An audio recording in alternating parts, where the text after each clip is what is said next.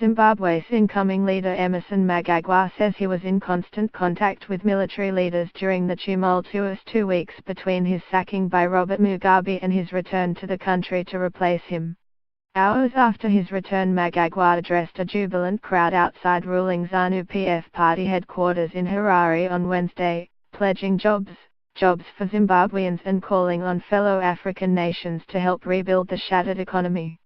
The 75-year-old fled to South Africa earlier this month, citing safety concerns, after Mugabe sacked him as his deputy, with the former president's wife Grace Mugabe positioning herself to take the presidency. Car horns and celebrations were heard as a motorcade believed to be carrying Mnangagwa passed through the capital ahead of the speech. Mnangagwa stayed in hiding as the political drama unfolded that led to Mugabe resigning on Tuesday after 37 years as president amid impeachment proceedings, a military takeover and public unrest. Mnangagwa was introduced to the crowd as a president-in-waiting. He will be officially sworn in on Friday. "Today we are witnessing the beginning of a new, unfolding democracy," he said, while also detailing the attempts that had been made on his life, including a poisoning in August. "We need the cooperation of the continent of Africa. We need the cooperation of our friends outside the continent." Mnangagwa served for decades as Mugabe's enforcer, a role that earned him the Acme crocodile.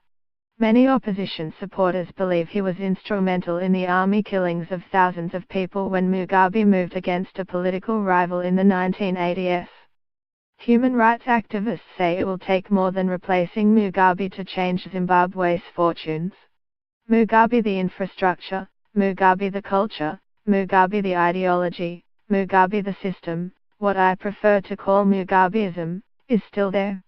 And we need to continue fighting, activist Maureen K. Demoga told reporters in Johannesburg. Mnangagwa will serve Mugabe's remaining term until elections next year. Opposition lawmakers who have alleged vote rigging in the past say that balloting must be free and fair.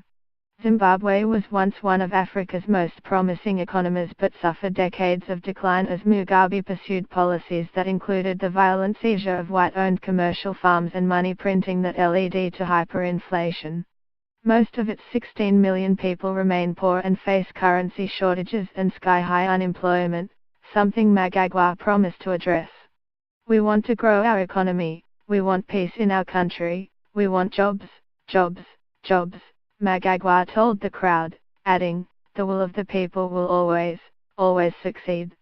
Copyright DPA 2017.